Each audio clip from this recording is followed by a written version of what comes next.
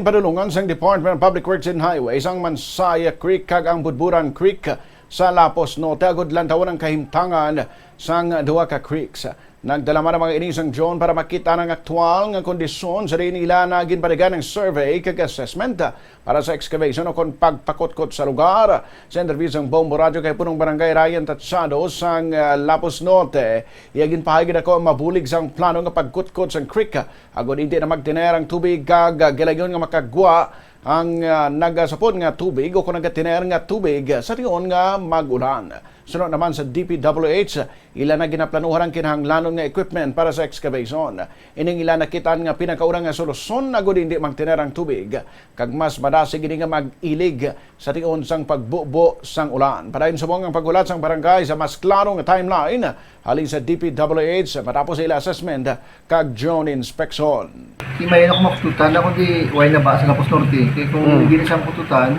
ang kadaulan ang Lapos Norte kabagid 2 years na pong ko to hindi po na aksyon na dapat ani maksyonan na para kundi mulan hindi ba sa Lapos